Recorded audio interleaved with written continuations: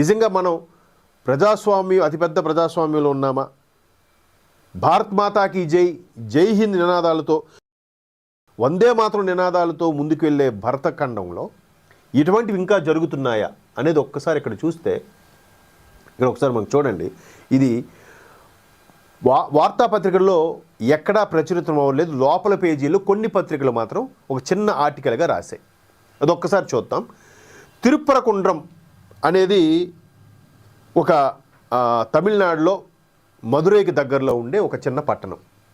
So దీని ప్రత్యేకత ఏంటంటే, ఆరుపడై అని ఒక అంటారు తమిళనాడులో. ఆరుపడై అంటే ఆరుపడై వీడు, ఆరు అంటే 6 పుణ్యక్షేత్రాలు. అవి కూడా ఏంటంటే ఆ 6 పుణ్యక్షేత్రాలకు కూడా సుబ్రహ్మణ్య స్వామి అంటే మురుగన్, షణ్ముఖనాథుడు, శరవణభవుడు, చాలా పేర్లు ఉన్నాయి ఆయనకి. అటువంటి సుబ్రహ్మణ్య స్వామి తాలూకు దేవాలయాలు 6 ఉన్నాయి ప్రధానంగా. ఇవి మనకి అంటే తెలుగు రాష్ట్రాల్లో, ఆంధ్రప్రదేశ్లో కార్తీక మాసంలో పంచారామాలు ఎలాగైతే ఒకే సోమవారం దర్శించుకుంటే ఒక పుణ్యం వస్తుందంటారో, అక్కడ కార్తీక మాసంలో ఈ 6 క్షేత్రాలు, ఈ 6 పడైవీడు క్షేత్రాలు దర్శించుకుంటే చాలా అద్భుతంగా ఉంటుందని వాళ్ళ నమ్మకం. సుబ్రహ్మణ్య స్వామిని ఎక్కువగా అందుకే వాళ్ళ పేర్లు కూడా మురుగన్, మురుగేశ, శరవణన్ ఇట్లాంటి పేర్లు ఎక్కువగా ఉంటాయి. వాళ్ళకి ఎక్కువగా సుబ్రహ్మణ్య స్వామి భక్తులు వాళ్ళు. సో ఈ 6 పడైవీడుల్లో మొదటి 6 పడై ఇదే ఈ సుబ్రహ్మణ్య స్వామి క్షేత్రం. తర్వాత తిరుచెండూరు నాకు ఉంటుంది. తిరుచెండూరు, 6 పడైవీడు, తర్వాత పళని, ఏవో మొత్తానికి ఒక 6 ఉన్నాయి. ఈ 6 క్షేత్రాల్లో తిరుచెండూరుకు కూడా ఒక చరిత్ర అప్పట్లో మనం మీకు గుర్తే ఉంటుంది. సునామీ వచ్చినప్పుడు అది సముద్ర తీరంలో ఉంటుంది ఆ తిరుచెండూరు అనే దేవాలయం. తిరుచెండూరు సంథింగ్ అలాగే తిరునల్వేలి ఏదో అలాగే వస్తుంది. ఆ దేవాలయం సునామీ వచ్చి అన్ని కొట్టుకెళ్ళిపోయినా ఆ దేవాలయం గోడల వరకు కూడా సముద్ర కెరటాలు రాలేదంట. అంటే సో అంతగా నమ్ముతారు అక్కడ, అంత భక్తి ప్రభావం ఉన్నది. ఇక్కడ ఈ తిరుప్పరకుండ్రం కొండ మీద కార్తీక దీపం వెలిగిస్తారు. ఇది మన తిరువన్నామలై అంటే అరుణాచలేశ్వరుడి దగ్గర ఎలాగైతే పౌర్ణమికి వెలిగిస్తారో ఇది కూడా ఉంది. అయితే ఎక్కడ దేవాలయం వెళ్ళి పక్కన వెంటనే ఒక దర్గా స్టార్ట్ అయిపోవడం, ఒక కల్చర్ స్టార్ట్ అయింది కదా మనకి. అంటే మన ఇంతకుముందు పాలకుల నిర్వాహకం వల్ల. సో ఆ దర్గాను స్టార్ట్ చేయడం, మెల్లగా అక్కడ మెల్లమెల్లగా ఆక్యుపై చేయడం, మైకులు పెట్టడం. మనం మీకు బెస్ట్ ఎగ్జాంపుల్ తెలంగాణలో ఆలంపూర్లో వెళ్ళి చూడండి. ఆలంపూర్లో నవనందులు అంటారు ఉమా స్వామికి, అంటే అమ్మవారు జోగులాంబ తల్లి, అయ్యవారిది పరమేశ్వరుడిది 9 గోపురాలే ఉంటాయి. అందులో ఒక గోపురం ఆల్రెడీ ఆక్యుపైడ్. మీరు వెళ్తే గమనించి చూడొచ్చు, అక్కడ ఆల్రెడీ ఒక దర్గా కూడా వెలిసింది. సో అక్కడ పూజలు పునస్కారాలు అంటే వాళ్ళ తరగతి అవి కూడా చేస్తూ ఉంటారు. నోబడీ చెక్ చూద్దాం, అంటే ఇలాంటివి ఎన్ని ఉన్నాయి. అలాగే ఇక్కడ కూడా వాళ్ళు ఆక్యుపై చేశారు అనే ఉద్దేశంలో ఉంటే, వాళ్ళు తెలిసిందే కదా, వాళ్ళ మత ఆచారం ప్రకారము బలి ఇవ్వడము, మేక కోయడము ఏవో చేస్తారంట. సో అది వద్దని చాలామంది పిటిషన్ వేశారు. గత కొన్నేళ్ళుగా నడుస్తుంది. తాజాగా 2023లో నుంచి కొద్దిగా దీనిపైన మేము అంటే వాళ్ళు అడ్డుకొని, దీని మీద మేము కార్తీక దీపం వెలిగించుకుంటామంటే మీకేంటి నొప్పి అంటే, స్థానికంగా ఉండే అధికారులు కూడా వాళ్ళకి సపోర్టుగా ఉండి వీళ్ళ మీద అటాక్స్ చేయించారంట, హిందువుల మీద.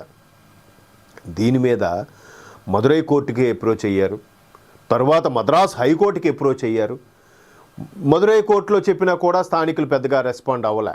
ఎందుకంటే స్థానికంగా ఉండే అధికారులు, కొంతమంది పోలీసు అధికారులు కూడా వాళ్ళకి తొత్తులుగా ప్రవర్తించి వాళ్ళకి సపోర్ట్ చేసి, ఎందుకంటే అక్కడ ఉండే గవర్నమెంటు తెలిసిందే కదా, రామాయణం ఒక అదొకలాంటి విశ్వవృక్షం లాగా అలాంటి పదాలతో ఏదో వాడిన ఒక మహానుభావుడు, కరుణానిధి మహానుభావుడు అన్నాను ఏమన్నాను, అటువంటి ఫ్యామిలీ నుంచి వచ్చిన పార్టీ కాబట్టి, ఆ పార్టీ పెట్టిన విధానాలు కాబట్టి ఎవరు పట్టించుకోవట్లే.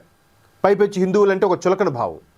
సో అలాంటి సందర్భాల్లో కార్తీక దీపం వెలిగించుకుంటామని స్థానికులు, భక్తులు గగ్గోలు పెడుతుంటే అధికారులు దాన్ని కానివ్వట్లే. మదురై కోర్టు కూడా తేల్చలేకపోతే మద్రాస్ హైకోర్టుకి వెళ్ళారు. మద్రాస్ హైకోర్టులో ఒక మహానుభావుడు రంగనాథన్ అని పేరు, హైకోర్టు జస్టిస్, ఆయన చెప్పి ఇది ఎక్కడికి న్యాయం, వెలిగించుకున్న హక్కు వాళ్ళకి ఉంది, వెళ్ళి వెలిగించుకోవాలి. తీర్పిచ్చినప్పటికీ చూడండి, గమనించి, తీర్పిచ్చినప్పటికి కూడా స్థానికంగా ఉండే అధికారులు వాళ్ళు అలౌ చేయలేదంట. ఇప్పుడు కోర్టు తీర్పిస్తుందండి, దాన్ని సక్రమంగా అమలు చేయాల్సింది చేసేది ఎవరు? లా అండ్ ఆర్డర్, పోలీస్ వ్యవస్థ. మరి వాళ్ళే చేయకపోతే ఏం చేస్తారు? జడ్జి గారు స్వయంగా వచ్చి బాబు లేవే ఓపెన్ చేయి తాళాలై అని చెప్తాడా? చెప్పడు కదా. ఇక్కడ పరిస్థితి అదే. ఎందుకంటే మీకు 2019 నుంచి 24 మధ్యలో జరిగిన వైసీపీ ప్రభుత్వం ఆంధ్రప్రదేశ్లో కూడా అలాగే జరిగింది. అప్పుడు మొదట్లో డీజీపీగా ఉన్న గౌతమ్ సవాంగ్ గారి అలాంటి వ్యక్తుల మీద కూడా హైకోర్టు అక్షింతలు వేసినా కూడా చర్యలు లేవు. చాలా సందర్భాల్లో అమరావతి సందర్భంగా కానీ చాలా సందర్భాల్లో హైకోర్టు మొట్టికాయలు వేసినా కూడా ప్రభుత్వం స్పందించలేదు. ప్రభుత్వం ఎవరు చేయాలి? పోలీస్ అధికారులు చేయాలి, రెవెన్యూ అధికారులు దగ్గరుండి నడిపించాలి. వాళ్ళు ఎవరు పట్టించుకోకపోతే వాళ్ళు ఏముందిలే జడ్జి గారు వస్తారా ఏంటి గ్రౌండ్ లెవెల్కి? రారుగా. సో అది ఇక్కడ కూడా అలాంటిదే సేమ్ రిపీట్ అయిందంటే ఇలాంటివన్నీ ఎగసెగసిపడి ఒక్కసారి లోపలికి పాతాళంకి వెళ్తాయి. పక్కన పెడితే ఒక్కసారి ఇక్కడ వార్త చూద్దాం. ఎందుకంటే రీసెంట్గా డిసెంబర్ 1 నుంచి 5 మధ్యలోనే మొత్తానికి ధైర్యం చేసి స్థానికులు గగ్గోలు పెట్టి అక్కడ ఉన్న బీజేపీ ప్రభుత్వం, బీజేపీ పార్టీ ప్రభుత్వం కాదు, లైక్ మన అన్నామలై లాంటి వారి నాయకులు వెళ్ళి ఫైట్ చేసి చేస్తే అప్పుడు దీపం వెలిగించుకునే అవకాశం 2023 జనవరి నుంచి రగులుతూ 23 డిసెంబరు, 24 జనవరి, 24 జూను, 24 డిసెంబరు ఇలా వాయిదాలు ఇవన్నీ చేసి అన్ని పిటిషన్లు పెట్టి అన్నీ చేస్తే అప్పుడు వెలిగించుకునే అవకాశం దక్కిందంట. ఈ లోపల స్థానికంగా ఉండే కలెక్టర్ లాంటి స్థాయి వ్యక్తులు కూడా బాబు ఇక్కడ దీపం వెలిగిస్తే గొడవలు అవుతాయి అందుకే వద్దని చెప్పి ఆ తీర్పు మార్చండి అని చెప్పి కూడా మళ్ళీ పిటిషన్ పెట్టడం జరిగిందంట. చూసారా? అంటే ఎక్కడున్నాం మనం? ఇంకా మనం ఇలాగే ఏమరపాటుగా ఉంటే, మనం ఇలాగే ఏం కాదులే వాళ్ళు మనుషులే మనము మనుషులు అని అనుకుంటూ మెల్లమెల్లగా పోనీలే అనుకుంటూ వెళ్తే ఒక ఆపరేషన్ సింధూర్ ఎందుకు వచ్చిందో మీకు తెలుసు కదా, పెహల్గాం దాడి తెలుసు కదా. సో ఇట్లాంటివి ఎన్నో జరుగుతాయి. ఆఖరికి తిరుమల కొండ మీద కూడా మాదే పెడతామని అంటారేమో రాబోయే రోజుల్లో. అది ఒకసారి ప్రేక్షకులందరూ పాఠకులందరూ కూడా గమనించాల్సిన విషయం. అంతర్లీనంగా ఇది చాలా ప్రమాదంగా ముందుకెళ్తుంది. ఒకసారి ఆ వార్త చూస్తే తిరుపకొండ్రం కొండపై కార్తికేయ దీపం వెలిగించడంలో వివాదం నెలకొంది. మద్రాస్ హైకోర్టు పెర్మిషన్ ఇచ్చినప్పటికీ అధికారులు దీపస్తంభంపై దీపం వెలిగించకుండా అడ్డుకున్నారు. అధికారులు సామాన్యులు కాదు, లేకపోతే రౌడీ షీటర్లో లోకల్గా ఉండే స్థానికంగా ఉండే రాజకీయ నాయకులు కాదు, అధికారులు. దీంతో భక్తులు నిరసనలు చేశారు. హైకోర్టు ప్రభుత్వ అధికారులను కోర్టుకు హాజరు కావాలని ఆదేశించింది. దీంతో ఎవరైతే అడ్డుకున్నారో వాళ్ళ పైగా దీన్ని ఎంత ధైర్యంగా అడ్డుకోవడానికి కారణం ఏంటి? నాకు తమిళనాడు చీఫ్ సెక్రటరీతో పాటు డీజీపీ స్థాయి వ్యక్తులు కూడా నా ముందు హాజరు కావాలని హైకోర్టు తీర్పిచ్చిందట. ఇది న్యాయస్థానం ఆదేశాలను ధిక్కరించడంపై తీవ్ర ఆగ్రహాన్ని వ్యక్తం చేసింది. నీ తీర్పిచ్చినా కూడా మీరు అమలు చేయలేదంటే న్యాయస్థానాన్ని ధిక్కరించినట్టా కాదా? ఒకసారి ఆ వార్త చూద్దాం. కోర్టు ఆదేశం. తిరుపకొండ్రం కొండపై ఉన్న దీపతూన్ అనే రాతి దీపస్తంభంపై కార్తీగై దీపం, అంటే కార్తీగై దీపం అంటారు తమిళనాడులో. దీపతూన్ అదే దీపం యొక్క స్టాండ్ అంటే రాతితో ఉన్న స్టాండ్. అది స్తంభంపై కార్తీక దీపం వెలిగించాలని మద్రాస్ హైకోర్టు న్యాయమూర్తి జిఆర్ స్వామినాథన్ ఆదేశించారు. ఇది ఆలయ భూమి కిందకే వస్తుందని, దర్గా పరిధిలోకి రాదని స్పష్టం చేశారు. చూసారా? మెల్లగా ఏదో కట్టుకుంటాం, అక్కడ అయ్యో మనం రక్ష కట్టించుకుంటాం, అయ్యో ఎవరో ఉన్నాడు పోన్లే వాడే దిష్టి తీస్తాడు అని మెల్లిగా ఛాన్స్ ఇస్తే వాడు చిన్న పాగా వేసి ఆడు పోయిన తర్వాత ఆడి పేరు మీద ఒక దర్గా వేసి మెల్లగా ఇది మాది అని ఆక్యుపై చేస్తున్నారు. సో అదే ఇక్కడ జరిగింది మనం చూడొచ్చు. అలాగే న్యాయమూర్తి ఉత్తర్వులను స్థానిక అధికారులు పాటించలేదు. ఎంత ధైర్యం అండి! అన్నిటికన్నా ఉన్నతమైనది అదే కదా. ఫస్ట్ ఎస్టేట్ అయితే కోర్టులు న్యాయస్థానాలే కదండి. ఫోర్త్ ఎస్టేట్ మన మీడియా. ఫస్ట్ ఎస్టేట్కి కూడా జరిగిన అవమానం అనాలా, లేకపోతే దీన్ని పెడచెవిని పెట్టడం ధిక్కారం అనాలా? చూడండి. దీనిపై ఆగ్రహించిన న్యాయమూర్తి Tamil Nadu chief secretary, law and order ఏడీజీపీలను కోర్టుకు హాజరు కావాలని ఆదేశించారు. లా అండ్ ఆర్డర్ అడిషనల్ డీజీపీలను హాజరు కావాలని. తర్వాత కోర్టు ఆదేశాలను అమలు చేయకపోవడంతో భక్తులు నిరసన చేపట్టారు. కొండపైకి వెళ్ళడానికి ప్రయత్నించారు. దీంతో ఘర్షణలు, అరెస్టులు జరుగుతాయి కదా. అంటే ఇప్పటికీ అంత విశ్వాసంతో ఉన్న వాళ్ళు ఉన్నారు. మీరు అబ్జర్వ్ చేయండి. మన దగ్గర ఇంకా తక్కువ కానీ తెలుగు రాష్ట్రాల్లో, తమిళనాడులో ప్రతి ఒక్కరు కూడా అడ్డబొట్టు పెట్టుకుంటాడు, తెల్లటి విభూదేని పెట్టుకుంటాడు. మనం పెట్టుకోవడానికి చిన్నది పెట్టమ్మా, చిన్న కుంకుమ పెట్టమ్మా అంటారు మన వాళ్ళు. ఎక్కడ వాడు గ్లామర్ దెబ్బతింటుందని వాడు చక్కగా అడ్డబొట్టు పెట్టుకుంటాడు, ఎంత పెద్ద హీరో అయినా సరే. మన దగ్గర అంటే అక్కడ అలాంటి పరిస్థితులు ఉన్న వాళ్ళు ఎదురొచ్చి నిలబడుతున్నారు. మనం అంతా ఒకటేనరా, అంతే ఒకటే. వాడి భాషలో వెళ్ళి మాట్లాడతాం, వాడు మాత్రం మన భాష నేర్చుకోడు. ఇక్కడ తమిళనాడులో ఎవడైనా సరే వాడు భాష మాట్లాడాల్సిందే, తమిళ్ మాట్లాడాల్సిందే. మనము వాడికి వచ్చిరాని హిందీలో, వచ్చిరాని ఉర్దూలో కష్టపడిపోయి అది భయ్యా గియ్యా అలా తోడ ప్యాస్దోలో టైప్లో మాట్లాడేస్తూ ఉంటాం ఇబ్బంది పడి. ఎందుకు? వాడు నేర్చుకోడా తెలుగు? ఎన్నేళ్ళైనా ఇంకా నేర్చుకోడా? మనమే ఆ రూట్లోకి వెళ్ళాలా? ఇది ముందు మారాలి.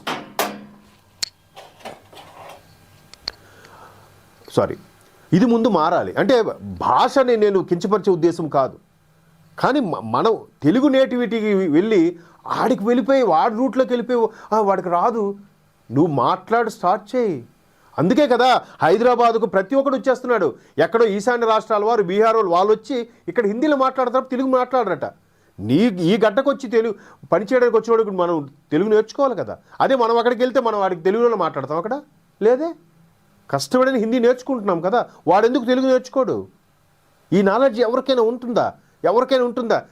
అవన్నీ కాదు, పర్లేదు లేరా, ఏం కాదు, నాకు హిందీ వచ్చిరా బిడ్డ, హిందీ వస్తే పెద్ద ఏమైనా అది నాలెడ్జా?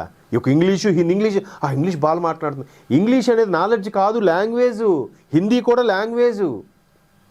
రోజుకొక పదం రుద్దేశారు. అన్ని భాషలు, అన్ని మతాలు అన్నీ సమానం అన్నప్పుడు హిందీకి ఎందుకు అంత ప్రాధాన్యత ఇస్తున్నారు చెప్పండి? Nobody nose.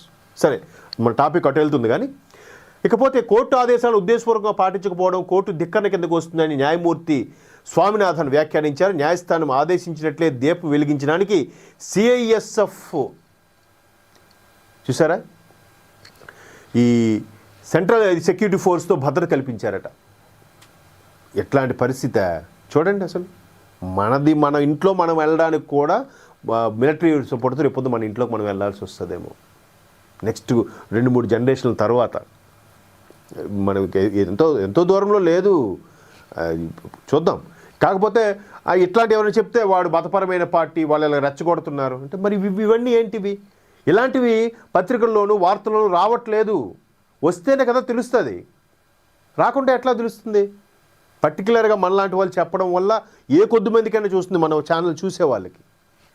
అలాగే ఈ సంఘటనపై రాజకీయ విమర్శలు కూడా వచ్చే. ప్రభుత్వం కోర్టు ఆదేశాలను ధిక్కరించిందని బీజేపీ వంటి పార్టీలు లేదు, బీజేపీయే అక్కడ ప్రభుత్వానికి కోర్టుకు ధిక్కారం చేసింది ఎవరో తెలుసు కదా, డిఎంకి ఇండియా కూటమి పార్టీలు ప్రధాన పార్టీ ఏంటి తెలుసు కదా, మరలా కాంగ్రెస్.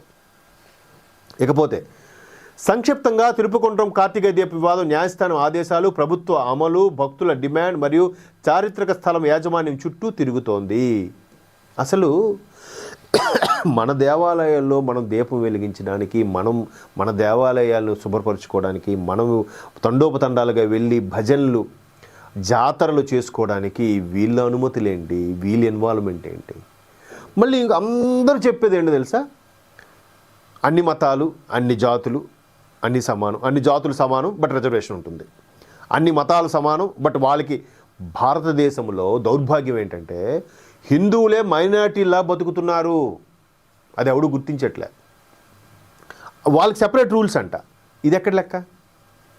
ఇంకొకడు ఉంటాడు, వాడు మతం వేరే మతం పుచ్చుకుంటాడు, వాడు టీసీలో కానీ వాడు రేషన్లో కానీ ఈ మతమనే ఉంటుంది. ఎందుకంటే మళ్ళీ వాడికి రిజర్వేషన్ వర్తించదట. క్లియర్గా రాజ్యాంగం చెప్పింది. నీకెందుకు అంత కక్కుర్తి? నీకు ఆ ధైర్యం లేనప్పుడు వెళ్ళకు, లేదా ధైర్యంగా చెప్పుకో, నేను దేవుడిని నమ్ముతున్నాను, అది మతం అని చెప్పుకో. మళ్ళీ అలా చెప్పలేడు, అన్నీ కావాలి. హిందూ దేవాలయాల నుంచి వచ్చిన రాబడి, హిందూ దేవాలయాల నుంచి వచ్చిన ఆ పథకాల డబ్బులు అన్నీ కావాలి. వాడిచ్చిన ప్రసాదం మేము తినకూడదు, మా సార్ చెప్పారు, ఏదో పేర్లు అనవసరం లేండి. మరి అక్కడ ఆ జలస్, ఆ ఫీల్ అక్కడ రాదా? ఆ పౌరుషం అక్కడ ఉండదా? దీన్నే కక్కుర్తి అంటారు. సో ఇలాంటి వివాదాలు చాలా జరుగుతున్నాయి. ఇదంతా మనం ముక్తకంఠంతో ఖండించాల్సిన విషయం. కనీసం బయటికి రాకపోయినా సోషల్ మీడియా వేదికలో అయినా ఖండించడానికి ప్రయత్నించండి. దీన్ని బాగా వైరల్ చేసి ఇట్లాంటి ఎక్కడెక్కడ సమస్యలు ఉన్నాయో వాటన్నిటినీ ప్రభుత్వాల దృష్టికి తీసుకెళ్ళి ఇట్లాంటివి అణచివేయకపోతే అటువంటి వాళ్ళు మరలా గద్దెనెక్కితే పరిస్థితి ఏంటి? అందుకే కదా వాళ్ళు జనాభా పెంచుకునే ప్రయత్నంలో ఉన్నారు. జనాభా పెంచుకుంటూ పోతూ జనాభాని ఎక్కువ ఓటు శాతం అయితే వాళ్ళ వ్యక్తే ఆ అధికారంలో కూర్చుంటే, వాళ్ళ వ్యక్తే ప్రధానమంత్రి అయితే భారతదేశం పరిస్థితి ఏంటి?